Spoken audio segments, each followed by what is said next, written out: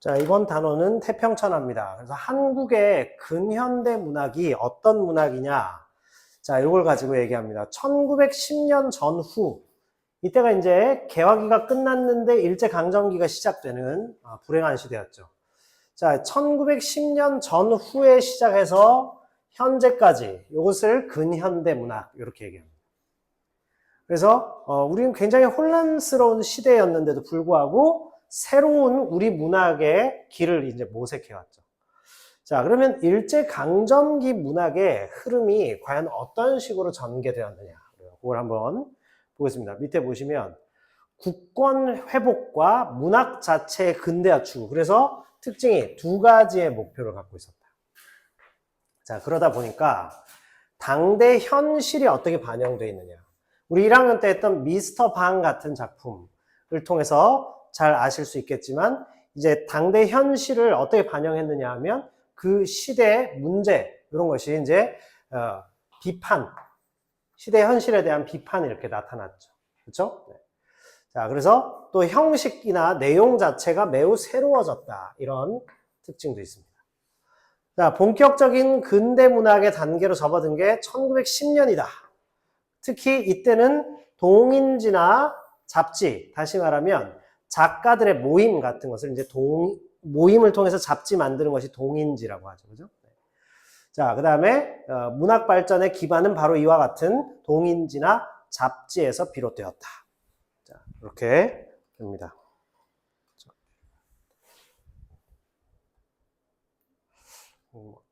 여러 가지로 안 도와주네요. 네. 자, 그 다음에 1920년대 중반에 카프가 등장합니다. 자, 이 카프는 계급의식의 바탕을 뒀다.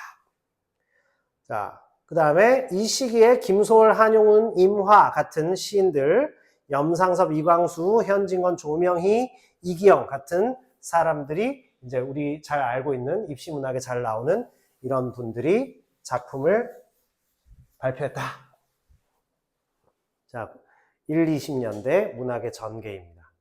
학교에서 이거 나올까요? 했어요? 전혀 읽지도 않았어요? 자, 그러면 우리가 보는 그 중에 이제 방금 봤던 이 태평천하, 방금 갔던 이 일제강점기와 더불어서 근현대 작품이 비롯되었는데 거기서 태평천하 같은 작품이 어떤 식으로 이제 창작되었는지 그것을 살펴보겠습니다. 바로 넘기면 초혼이고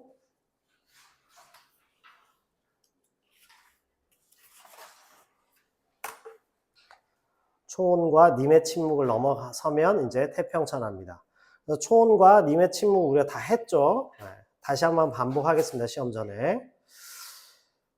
자, 그래서 그 새로 오신 학생 이따가 갈 때 문제 받아가시면 돼요. 자, 태평천하입니다. 태평천하라는 것은 너무나 크게 평화롭고 좋은 시대, 세상이 너무나 좋다 이런 얘기예요. 이게 태평천하입니다.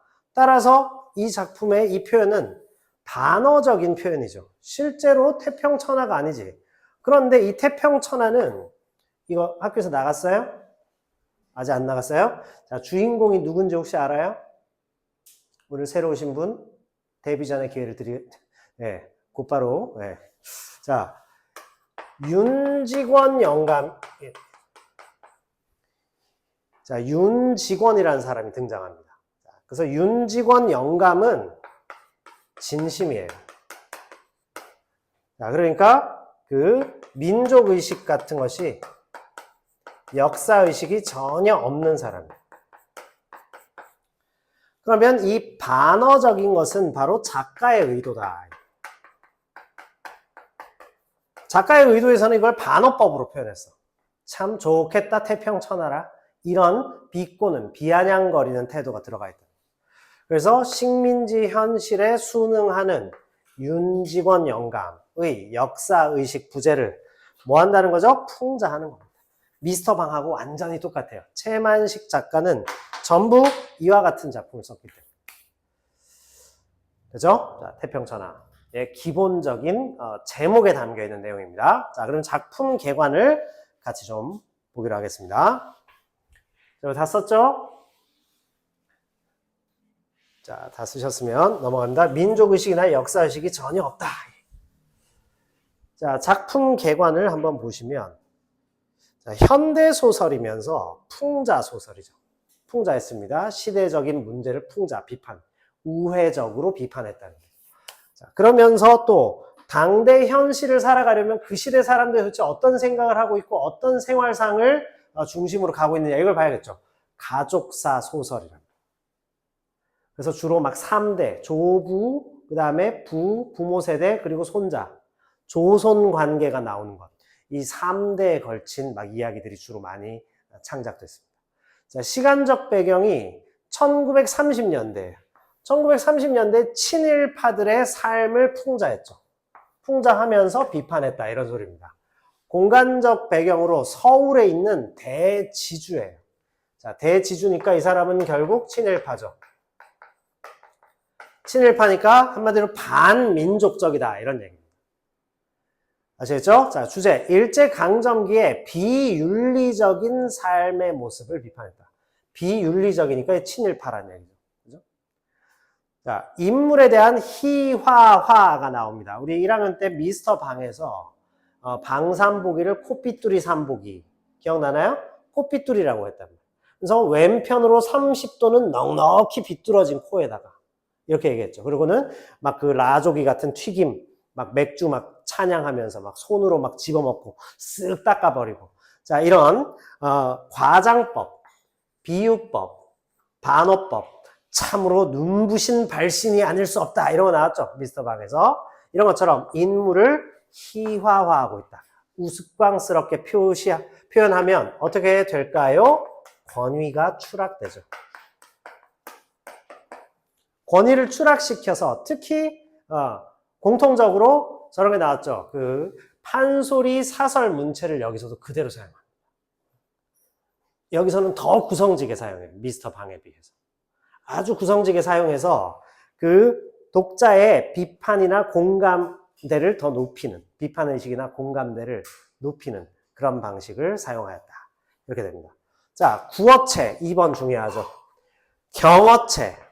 말할 때 쓰는 표현, 그 다음에 높임말 막 중간중간에 참 괜찮았습니다요, 그래. 이런 식의 말투, 비아냥거리는 말투, 편집자적 논평을 통해서 독자 앞에서 이야기하는 듯한 효과, 즉 판소리, 사설, 문체를 계승하였다. 이게 나옵니다. 세 번째입니다. 방언과 비속어를 사용하죠. 그래서 현장감이나 생동감도 있다. 이것을 부여한다. 자, 이것이 이 작품에서 우리가 기본적으로 전제로 깔고 가야 되는 내용이 되겠다. 방언이나 비속어, 사투리도 쓰면서 충청도 방언을 막 써요. 윤직원 영감이. 그러면서 비속어, 아 이놈 자식아, 이놈 새끼야, 뭐 이런 욕도 막 나오는 거죠. 그죠? 그래서 그냥 막 목을 착착 썰어 죽인다, 막 이런 말도 나오고. 그래서 막 대상에 대한 적개심을 여과 없이 막 드러내는 그런 내용이 나오면서 매우 생생한 느낌을 준다. 왜 그럴까요? 판소리, 사설, 문체 이것을 그대로 계승했기 때문에. 그래야만 윤직원 영감과 같은 친일파들을 비판하는 효과가 높아지기 때문에. 자, 이렇게 되겠습니다. 본문 바로 리딩 해보겠습니다. 자, 1930년대 서울의 대지주예요. 1930년대 서울에서 대지주를 한다는 것은 도대체 무슨 소리일까요? 친일파란 소리죠. 서울의 대지주 윤직원 영감은 구한말의 아버지를 화적대의 손에 잃은 기억이 있습니다. 자, 이 기억은 결국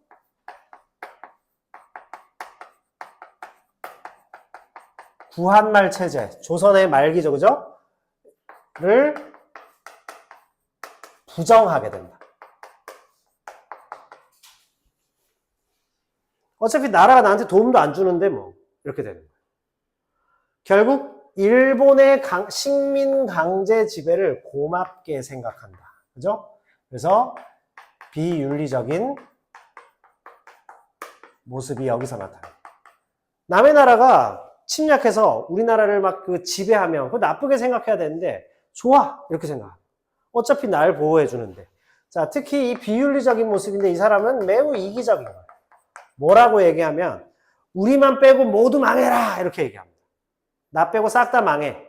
우리는 농담으로 하는데 진짜로 얘기해요.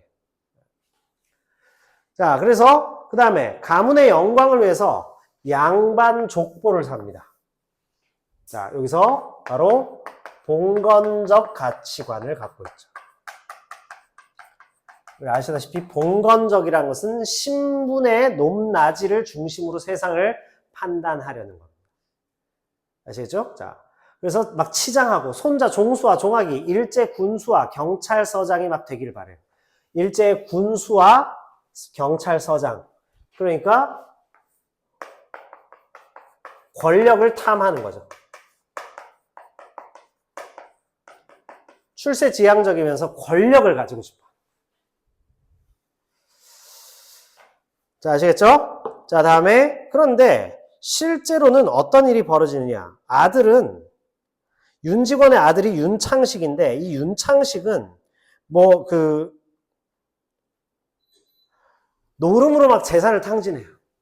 그리고 큰 손자 종수는 막 방탕한 생활로 세월을 보내다 보니까 일본에 지금 유학 중인 둘째 손자 종학이가 기대를 한 몸에 받는 그런 손자가 됩니다. 그런데 결국 이 종학이가 벌이는 이 반전이 한마디로 얘기하면 사회주의 활동에 참여해가지고 결국 일본 경찰에 검거되었다는 소식을 들으면서 이 가문의 몰락을 암시하는 장면으로 마무리됩니다.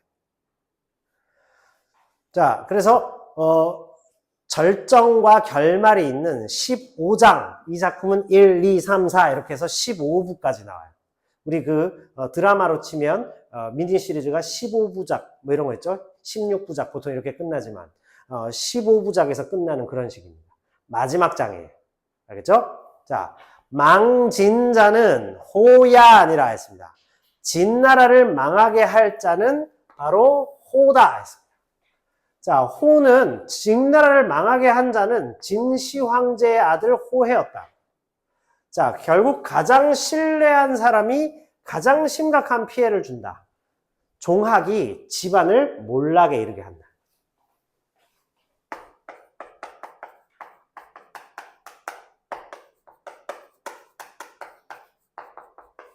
집안의 몰락을 예고하는 역할을 합니다.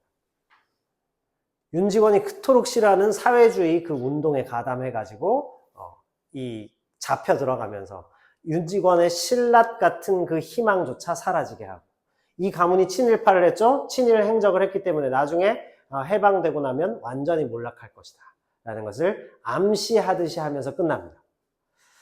자, 그래서 손자 종학의 배신을 암시하죠. 그죠? 자, 이렇게 됩니다. 그래서 망진 자는 호이 아니라 윤직원 집안을 망하게 하는 자는 그의 둘째 손자 종학이 될 것이다.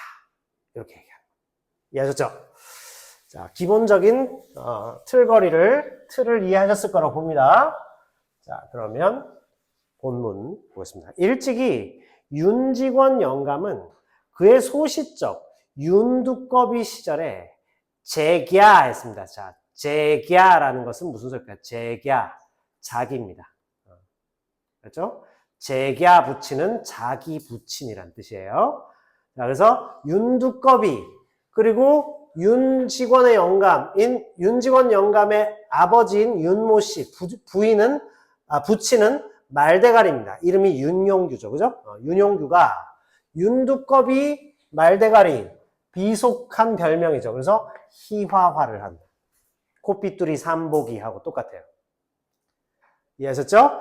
화적의 손에 무참히 맞아 죽어버렸습니다. 그래서 시체 옆에 서서는 노적입니다. 가마니를 이렇게 쌓아놓은 거 있죠? 그것이 불타느라고 화광이 충천하다는 것은 불이 막 하늘로 막 치솟고 있다 이 소리예요. 화광이 충천하다. 불이 하늘로 치솟고 있는 그 하늘을 향해 이놈의 세상 언제나 망하려느냐. 우리만 빼놓고 어서 망해라 했습니다. 물론 화적대의 손에 당한 것은 안타까운 일이죠. 그러나 거기에서 이 사람이 대처하는 태도를 보세요. 비윤리적이고 이기적인 태도를 갖고 있다. 이렇게 된다는 겁니다. 자, 하고 재미난 표현이 하나 나오죠. 부르짖은 적이 있겠다요 했습니다. 있겠다요. 자, 구어체죠. 판소리 사설체입니다. 그죠? 그러면 이 구어체를 왜 사용했을까? 이게 중요하죠. 왜 사용했을까요? 바로 풍자적 태도. 누가 풍자적인 태도를 갖는다는 거죠? 이게 중요합니다. 누가 풍자적 태도를 갖고 있어? 뭐야? 누구야? 나연이. 이름을 말해버렸네. 예. 유튜브에 올라가는데 괜찮아요. 보는 사람 없어요. 우리 학교 학생만 봅니다. 예. 누가 풍자적 태도를 갖고 있어요? 그렇죠? 작가인데 서술자. 여기서는 서술자의 풍자적인 태도를 반영하는 것이 이 태도 반영 효과가 높아진다. 아시겠습니까? 그래서 일부러 말투, 구어체를 사용했다. 자, 이미 반세기 전, 그리고 그것은 당시에 나한테 불리한 세상에 대한 격분된 저주요, 겸하여 그에 덧붙여 이 말이죠. 웅장한 투쟁의 선언이었습니다. 반어법이죠. 참 대단한 투쟁의 선언이었죠. 이렇게 얘기하는 겁니다. 결국 풍자적인 태도가 반영되어 있다. 똑같아요. 해서 윤직원 영감은 과연 승리를 했겠다요. 똑같죠. 그죠? 그런데 하고는 말줄임표의 역할이 뭐냐 합니다. 말줄임표. 바로 오래 가지는 않을 걸. 이런 얘기가 담겨있다. 그렇죠? 그래서 있겠다요. 웅장한 투쟁의 선언이었습니다.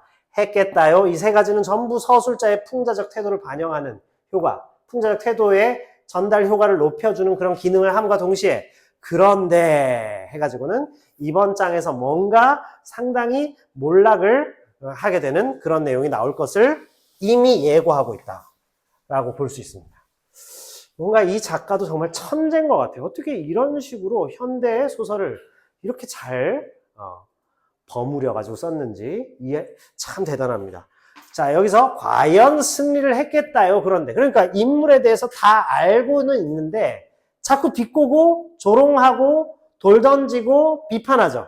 자, 편집자적 논평이 들어갔다. 자, 그래서 판소리 사설과 동일하다. 윤직원 영감은 분명히 승리를 했어. 어떤 승리를 했냐? 이 승리가 의미하는 것은 세속적 부를 의미한다. 그러나 오래 가지는 못할 것이다. 라는 것을 암시하고 있어. 그런 데에서. 자, 식구들은 과거에서 이제 현재로 돌아옵니다. 지나간 과거를 한번 되새겨 봤다가 현재로 와서는 그러니까 여기는 약간 역순행적이죠. 왜 현재에서 과거 윤직원이 반세기 전에 구한 말에 어떤 일을 겪었고 무슨 태도를 보였는지 우리에게 들려줬다. 자, 현재로 와서 시아버지 윤직원 영감이 보기가 싫은 건넌방 고씨만 빼놓고 서울아씨, 태식이, 뒤채 두 동서 모두 안방에 모여 종수를 맞이하는 예를 표하고 그들의 옹위입니다. 옹위는 어때? 옹립한다. 이렇게 우쭈쭈 해준다는 거죠. 주위를 둘러쌌다 이 말이에요. 그들이 종수를 둘러싼 아래 윤직원 영감과 종수입니다. 종수는 종학이 형이죠. 종학이 형이니까 그 아들의 그 손자죠. 자, 그래서 종수는 각기 아랫목과 뒷벽 앞으로 갈라앉아서 이제 식사 장면이 등장합니다. 태평천하 읽어보신 적이 없으신가 봐요, 다들. 네. 자, 인물 먼저 한번 보겠습니다. 1대가 윤직원 영감이에요. 이름이 윤두섭입니다. 자, 그래서 가문의 번성이나 개인의 안위에만 관심이 있고 고리 대금업을 해서 돈을 엄청 긁어 모았고 그걸로 막 땅 사가지고 대지주가 됐어요. 졸부죠, 그러니까. 자, 2대 윤주사입니다. 계약의 교육을 받았지만 현실에 적응을 못해. 그래서 그냥 아버지 돈 많으니까 향락에 빠져서 술과 여자, 딴살림 차려서 살고 막 이래요. 자, 그 다음에 3대가 윤종수와 윤종학입니다. 윤종수는 큰 손자인데 역시 방탕한 생활을. 그리고 윤종학은 현실 비판적인 식민지 지식인이야. 한 번도 등장하지는 않아요. 이 작품에서. 마지막에 경시청에, 즉 일본 경찰청에 체포되었다. 이 소식으로만 등장합니다. 그래서 이 작품에는 등장하는 모든 인물들은 전부 부정적인 인물들. 그 가솔들, 즉 식구 여성들도 하나같이 다 부정적인 인물들만 등장해요. 방금 점심 밥상을 받을 참입니다. 꼭 밥상머리 앞에서 이 꼰대들은 잔소리를 하죠. 밥 먹을 땐 개도 안 건드린다는데. 그랬더니 개도 안 건드린다는데 좀 밥 먹을 땐 밥만 먹게 해주세요 했더니 우리 돌아가신 아버지께서 아주 대단한 말씀을 네가 사람이니까 얘기하는 거지. 네, 너무 안타까웠어요. 자, 선생님은 그런 교육을 마지막으로 받았던 세대입니다. 무슨 세대냐? X세대. 네.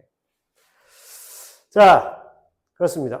나도 모르게 막 나이를. 네, 괜찮아요. 아무도 안 봐요. 우리 학교 학생들만 보는 줄 알았는데, 근데 올해부터 이걸 막 열심히 찍고 있거든. 근데 꽤 많이 들어와서 보더라고. 공짜로. 자, 너 경손애비 부디 정신 차리라 이렇게 얘기합니다. 손자한테 또 막 뭐라고 하는 거야. 자, 곰곰이 훈계를 하는 겁니다. 안 식구가 있는 데라 점잖게 경손애비지요 했습니다. 뭐죠? 편집자적 논평이죠. 상황에 대해서 논평을 해주는 거야. 와이프 있으니까 그 앞에서 안 식구가 있으니까 그렇다고 막 너희 놈 새끼 이렇게 얘기할 수 없으니까 경손애비 이렇게 조금 대우를 해준 거죠. 정신을 차려야 할 것이 네가 앞만 휘어도 네 아우 종아기만 못 휘어. 자, 현장감을 굉장히 생동감을 주죠. 자, 방언 자체는 원래 나쁜 게 아닌데 이 방언은 두 가지 효과가 있어요. 당연히 현장감, 즉 윤직원의 말투를 생동감 있게 전달합니다. 생동감을 부여하는데 또 한편으로는 이 윤직원의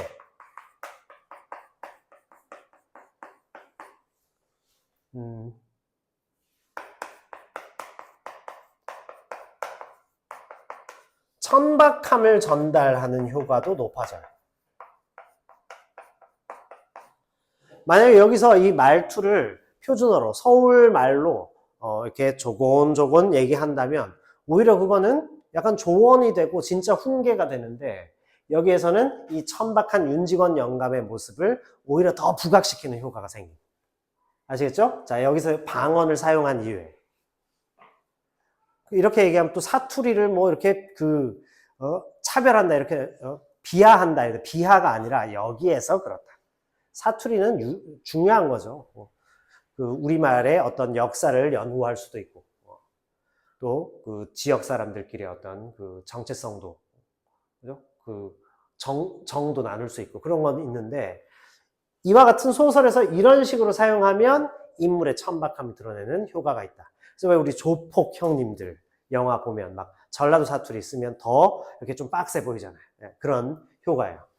자, 종학이는 그놈이 재주도 있고 착실이어서 너치름 허랑하지도 않고 그럴 뿐더러 내후년이면은 대학교를 졸업하졌냐? 내후년이지? 그러면서 실제로 여기에 굉장히 관심이 있는 건 아니야. 제대로 그걸 꿰고 있지 않으면서 그냥 걔가 빨리 대학을 졸업해가지고 군수나 경찰서장이 되면 그만이에요, 이 사람은. 그래서 돈 대주고 있는 거야, 지금.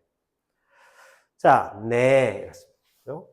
가족이 대답을 하죠. 내후년이지 아마? 뭐 이런 식으로. 자, 그렇지. 응, 그래. 내후년이면은 대학교 졸업을 하고 나와서 3년이나 다직했습니다. 다직은 뭘까요? 기껏 힘이 미치는 데까지 3년이나 혹은 겨우 뭐 이런 거죠. 겨우 4년만 찌들어 나면은 그놈은 지가 목적헌. 요새 그 목적이라는 소리 잘 쓰더구나 했습니다. 자, 그러니까 목적이란 말도 잘 못 쓸 만큼 이 사람은 실제로 학식이나 교양 자체가 없어요. 실제로 목적이란 말이 일본어거든요. 그게 일제강점기 때 우리나라에 들어온 거예요. 원래 조선시대 사람들이 목적 이런 말 쓰지 않았어. 목표 이런 말 쓰지 않았어. 자, 그래서 목적한 경부 경찰서장이 되기를 원한다. 종학이는 경찰서장이 된다.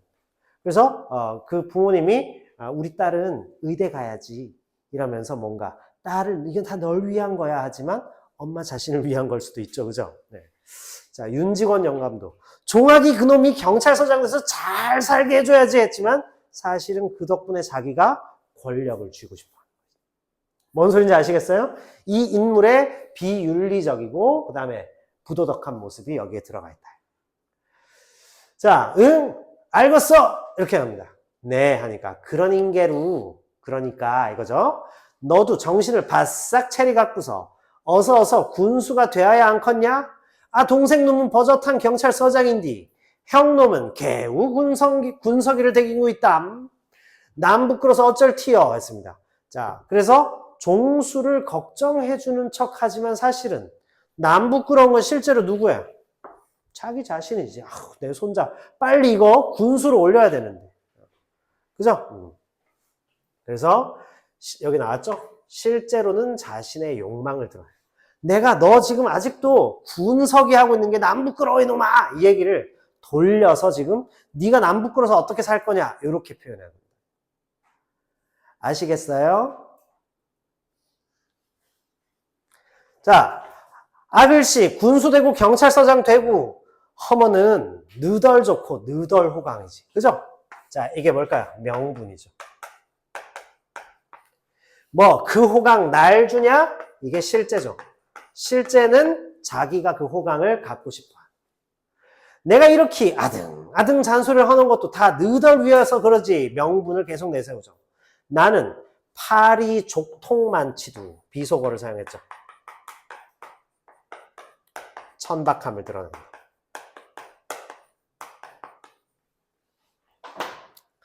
나는 파리 다리 끝만치도 족통이란 말은 다리를 낮춰 부르는 거죠. 그죠?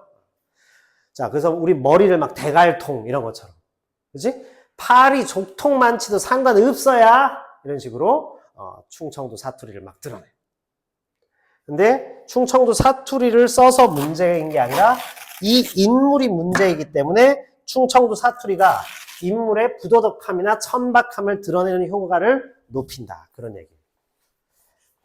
자, 이해하셨어요? 요즘은 참 말 자체를 하기가 무시무시한 세상이라.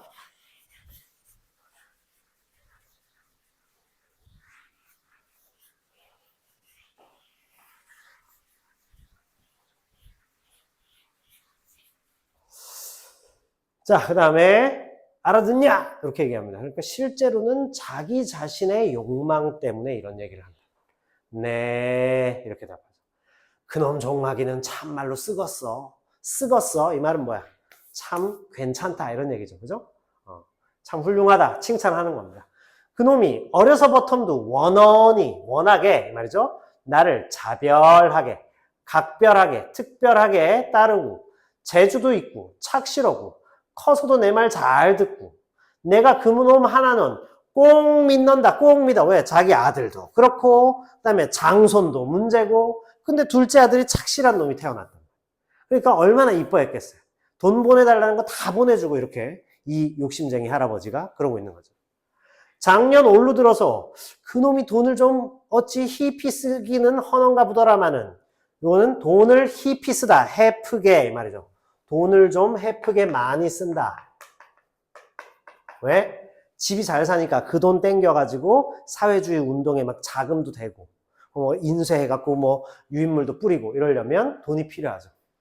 자, 그래서 그 돈을 좀 희피 쓰기는 허는가 보더라마는 그것도 허기사 니게다 대면은 안 쓰는 심이지. 사내 자식이 너처럼 허랑하지만 말고서 허랑하다는 건 헛되다 이 말이죠. 그죠? 헛된 짓만 한다면 제 주때만 7월 양이면 주때만 싫어다 이 말은 주관이 뚜렷하다 이런 얘기죠. 돈을 좀 써도 괜찮은 법이요. 그러니까 둘째 손자는 조금 착실하니까 돈도 안 아까워. 이런 얘기입니다. 그래서 지난달에도 500원 꼭 쓸 때가 있다고 핀제 희었길래 그 편지를 받고는 이 구두쇠 영감이 두말 않고 돈을 보내주는. 자, 그 다음 페이지에 이 작품의 표현상 특징 한번 보시겠습니다. 자, 이 작품의 표현상 특징을 보면 풍자와 희화화가 나타나죠. 그죠? 겉으로 치켜 세워요. 겉으로는. 그러나 실제로는 격화시키죠. 그러니까 반어법입니다. 이 작품에서는 반어법을 빈번히 사용해요. 자, 경어체입니다. 뭐뭐입니다. 뭐뭐 씁니다요. 이런 경어체를 통해서 풍자와 비판을 더 끌어올려요. 자, 그러면서 아까 말씀드린 대로 작가가 아니에요. 작가는 어떤 의도를 가지고 허구적인 대리인을 세워서 내용을 전개하지. 그러니까 뭐죠? 서술자죠. 서술자가 중간중간에 생각과 판단을 독자에게 논평, 그죠? 편집자적 논평을 제시하는 방법을 사용했습니다. 그래서 서술자의 개입은 서술자의 판단을 어떻게 한다고요? 직접 제시합니다. 딱 끼어들어가지고 안 사람 앞이니까 점잖게 경손해비지요. 이런 말을 중간에 추임새 넣듯이 끼어들어가지고 직접 제시를 합니다. 서술자의 평가가 들어갔다. 이런 이야기입니다. 아시겠어요? 자, 그래서 이 작품의 표현상의 특징이 방금 보신 이 세 가지 정도가 되겠습니다.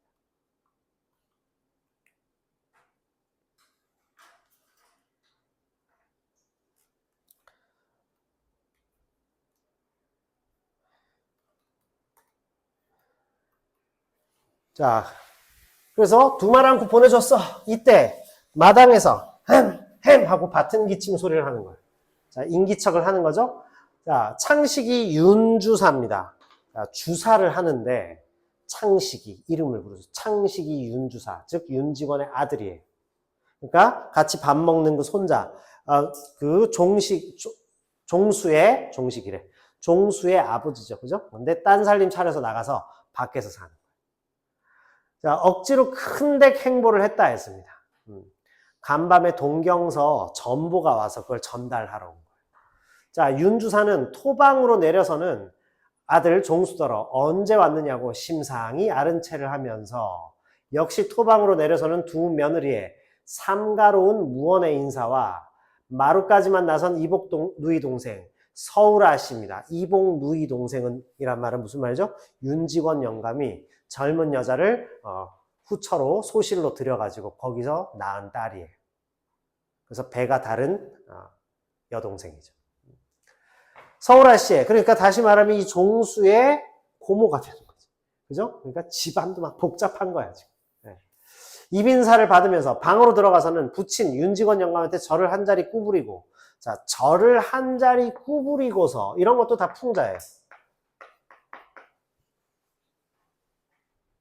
아들 종수한테 한 자리 절과 이복동생 태식입니다. 훨씬 어린 또 동생이 있어. 그러니까 윤직원 영감은 그냥 아주 파랗고죠, 그죠? 온 동네 그냥 그 한국의 막 돈주왕, 예, 그냥 아주 이 여자 저 여자 막 이 여자 저 여자가 중요한 게 아니라 소실을 들여가지고 막 그렇게 욕심을 채웠습니다. 자, 비로소 한 옆으로 꿇어앉습니다. 자, 그랬더니 해가 서쪽에서 뜨겁구나 이렇게 얘기합니다. 아들이 왔는데 둘이 사이가 안 좋다는 거죠. 윤직원 영감은 아들의 이렇듯 부르지도 않은 걸음을 더욱이나 안방에까지 들어온 것을 이상 타고 꼬집는 거예요. 뭐 들어오냐? 돈 달라고 들어오지? 이렇게 합니다. 아들을 못마땅하게 여기죠. 동경서 전보가 왔는데요. 지체를 바꾸어 윤주사를 점잖고 너그러운 아버지로 윤직원 영감을 속 사납고 경망스러운 어린 아들로 둘러 놓았으면 꼭 맞겠습니다. 중간에 편집자적 논평이 또 들어왔어. 다시 말하면 서로 처지를 바꿔서 오히려 망난이라고 지금 욕을 먹는 아들이 아버지 같고 오히려 비아냥거리는 아버지가 아들 같은 느낌이다. 이런 얘기. 동경서 전보 이랬습니다. 자, 종학이 놈이 경시청에 붙잡혔다고요. 이렇게 얘기합니다. 그랬더니 으엉 하면서 외치는 소리도 컸거니와 엉덩이를 쿵 찢는 바람에 그러니까 이렇게 밥 먹다 으엉 막 이렇게 한 거예요. 자, 하마입니다. 하마터면 이 말이죠. 방구들이 내려앉을 뻔했습니다. 해학적이죠. 과장법이에요. 그러니까 결국 해학적 표현이지만 풍자를 하고 있죠. 계속 비꼬는 거예요. 자, 해학과 풍자 잘 아시죠? 재미나게 코믹한 것은 다 해학이에요. 그러니까 풍자적인 표현도 대체로는 전부 해학적이죠. 그러나 그 의도가 끝까지 유쾌한 웃음으로 가면 해학인데, 그러면 부정적 현실을 딛고 넘어설 수 있는 어떤 힘을 주지만 풍자는 비꼬는 거야. 웃기게 말해서 대상을 추락시키고 조롱하고 비판하고. 그죠? 개를 10마리 좀 넘게 키우는데 요 개만큼 얄밉겠느냐 하면서 내가 좋아하는 임이 오면 자꾸 멍멍지서 쫓아낸다. 그래서 쉰 밥이 막 넘쳐나도 너한테 밥 안 줄 거야. 이렇게 얘기합니다. 요거는 해학일까 풍자일까? 내가 좋아하는 사람이 나를 보러 오기로 했는데 안 와. 그 이유가 뭔지 봤더니 개가 자꾸 내가 키우는 개 중에 요 싸나운 놈이 하나 있는데 내 좋아하는 사람을 자꾸 쫓아낸다. 그래서 너한테는 밥 한 그릇도 안 줄 거야. 해학일까요? 풍자일까요? 해학적이죠. 재미나잖아. 개한테 복수를 다짐하니까. 그래서 이미 나를 보러 오지 않는 현실적인 부정적인 상황을 그냥 웃음으로 넘기려 합니다. 근데 풍자는 웃기게 표현해서 상대를 무조건 추락시킵니다. 아시겠죠? 그래서 우리 요번에 나오는 거 창 내고자 내 가슴에 창을 내고자 했잖아요. 나오죠, 그죠? 시조 3편 그 뒤에 들어있는 거. 창을 이렇게 뚫어버리고 싶다. 해학적이죠. 그만큼 속이 답답하니까 내 마음속에 창을 열었으면 이렇게 표현한다. 그래서 부정적 현실을 웃음으로 넘으려고 하는. 근데 이것은 부정적 인물한테 돌을 던지면서 비웃는 거예요. 그래서 냉소, 부정적 웃음이에요. 자, 그래서 모여선 식구가 제각금 정도에 따라 제각기 놀라서, 각자 다 놀랐어. 저 영감이 왜 저러나. 묵직한 몽치입니다. 몽치 있죠? 이렇게 두들기는 거, 망치 같은 거. 몽치로 뒤통수를 얻어맞은 양. 자, 몽치를 보면, 왼편에 짤막하고 단단한 몽둥이로 두들겨 맞은 것처럼, 정신이 멍해서 지금 입을 벌리고 눈만 휘둥그랬지. 한동안 말을 못하고 꼼짝도 않습니다. 자, 이것을 뭐라고 하죠? 간접제시. 인물의 행동과 외양 묘사를 통해서 인물의 현재 심리 상태나 혹은 인물의 됨됨이를 표현하는 거죠. 자, 이 간접제시를 통해서 윤직원의 뭐를 표현하죠? 충격을 표현합니다. 충격받았어요. 헉! 이렇게 되는 거예요. 그러다가 이윽고 으르렁 거리면서 잔뜩 쪽을 트이고 앉습니다. 으르렁거리고 쪽을 트이고 앉는다 했으니까 동물의 행동처럼 묘사했어요. 이것도 풍자입니다. 자, 그 뭔 소리야? 그 웬 소리야? 이렇게 나오는 거예요. 이게 무슨 소리야? 이렇게 나오는 거죠. 자, 그놈 동무가 친 전본가 본데 자세히는 모르겠습니다. 자, 전본은 내용이 짧아서 구체적 사정을 알기는 굉장히 어렵죠. 지금처럼 길게 문자를 쓸 수 있는 것도 아니고, 심지어 일본에서 조선으로 하면 짧은 글자 몇 개 보내는데도 요즘으로 치면 몇백만 원씩 들어요. 그러니까 글자 2개 보냈는데도 몇십만 원 들었어요.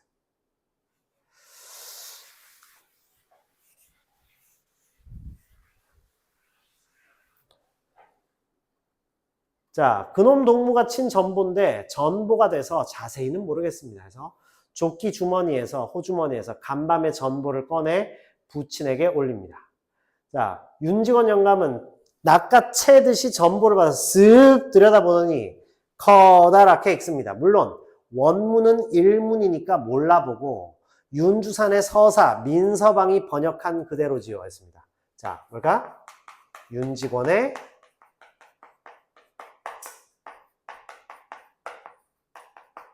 무식함을 역시 논평으로 드러냅니다.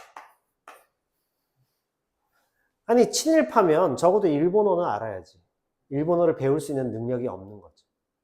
이런 사람이 또 돈은 어떻게 벌어들일 능력이 있었어?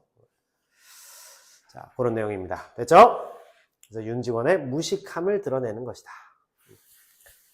자, 그 다음 가보겠습니다. 종학, 사상관계로.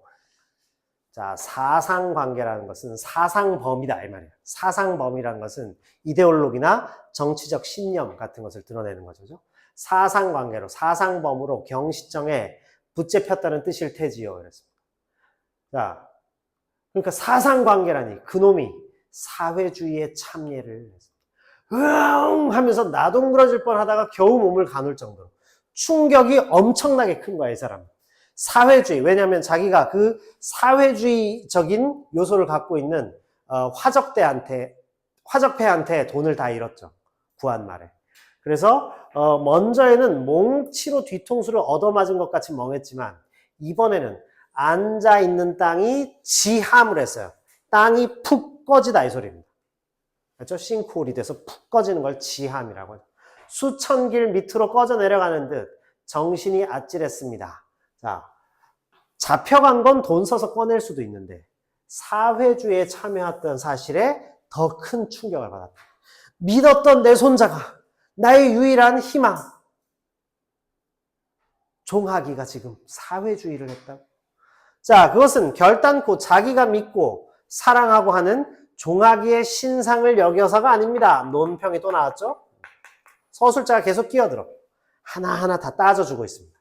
윤직원 영감은 시방했습니다. 지금 이 말이죠. 종학이가 사회주의를 한다는 그 한 가지 사실이 진실로 옛날에 드세던 불황당패가 백길 천길로 침노하는 그것보다도 더 분하고 물론 무서웠던 것이다. 자, 사회주의 이꼴 뭐라요? 불황당패. 자, 누가? 윤직원 영감은 지금 그렇게. 자, 이것도 역시 논평이 되는 것이죠. 논평하는. 자, 그래서 왜냐하면 사회주의를 하면 모두 평등하게 되고 두려움을 갖고 있죠. 모두 평등하게 되고 자기 같은 지주는 공격의 대상이 된다는 사실을 알고 있어요. 그래서 종학에 대한 배신감도 느끼지만 사회주의에 대한 두려움이 굉장히 크다고 하는 사실을 우리가 알 수 있겠습니다. 됐어요? 자.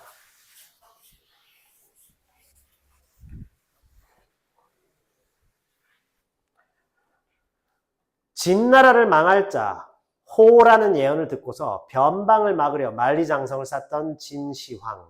그는 진나라를 망한 자 호가 아니요 그의 자식 호해임을 눈으로 보지 못하고 죽었으니 오히려 행복이라 하겠습니다. 어때? 윤직원 영감의 충격을 조롱하는 거야. 차라리 진시황제는 행복하네. 자기 아들 나라 망쳐먹는 거 못 봤으니까. 이 사람은 손자가 집안 망쳐먹는 걸 지금 보게 되었단 말이에요. 그죠? 자, 그래서 편집자적 논평이 나타났습니다. 그래서 이 15부의 소제목을 지금 설명하면서 동시에 왜 이런 소제목을 여기에 붙였는지에 대한 우리가 알 수 있게 해주죠. 자, 결말입니다. 방금까지가 절정이에요. 결말. 사회주의라니. 자, 그래서 사람 아무나 하나 잡아먹을 듯이 집이 떠나게 큰 소리로 포효를 합니다. 자, 동물의 행동처럼 묘사하죠. 포효. 막 호랑이, 사자, 코끼리 막 이렇게 으앙 하고 크게 소리 내는 거예요. 그죠? 그놈이 사회주의를 하다니 그게 참말이냐 했습니다. 했더니 하긴 그놈이 작년 여름방학 나왔을 때부터 그런 기미가 좀 되긴 했어요. 하니까 그러면은 참말이구나. 그러면 참말이요. 막 이러면서 이제 충격을 받은 거예요. 자, 그래서 이마로 얼굴로 땀이 막 식은 땀이 막 흐를 정도예요. 그런 쳐 죽일 놈이 깎아 죽여도 아깝지 않을 놈이 자, 비속어를 통해서 역시 천박함을 드러내죠.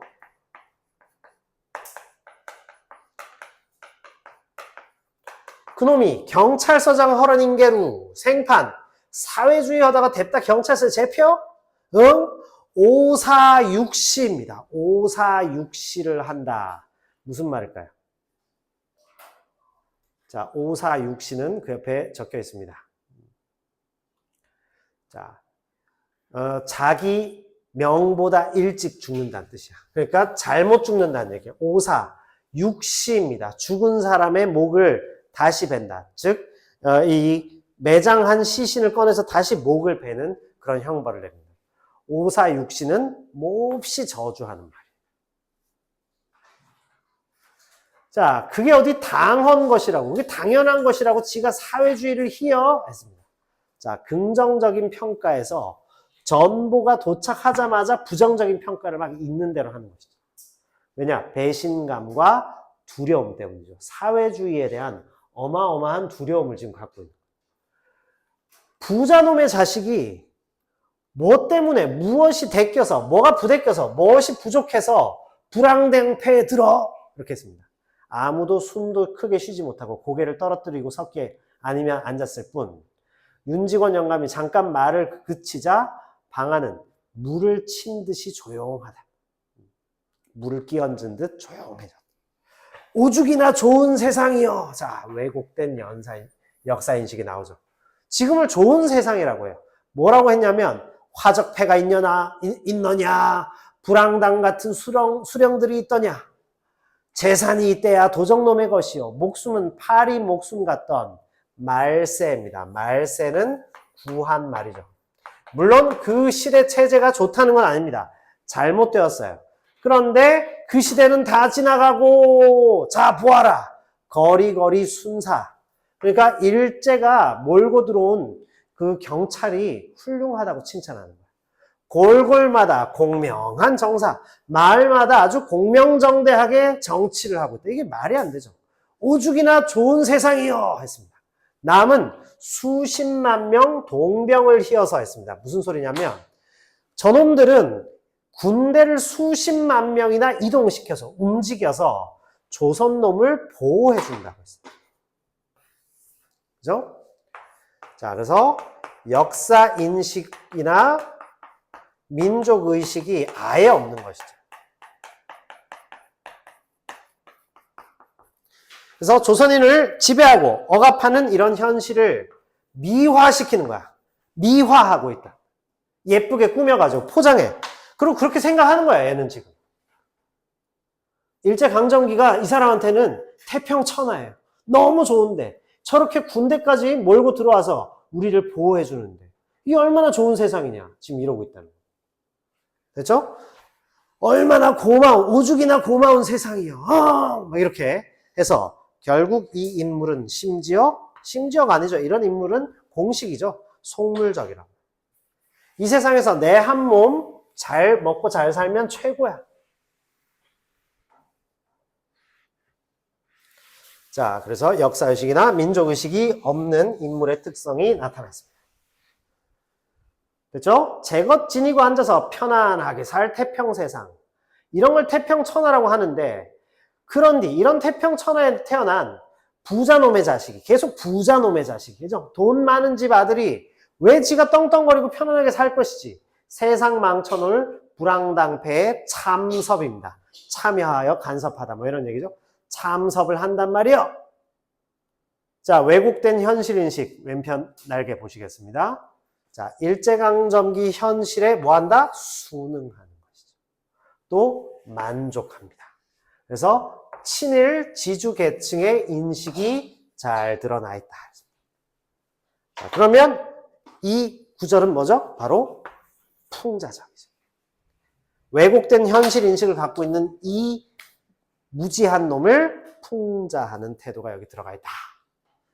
이렇게 볼 수 있겠습니다. 됐을까요? 자, 그래서 손자가 지금 사회주의 여기에 참여했다. 그래서 전보 받고는 지금 엄청난 충격을 받은 내용이 나와 있습니다.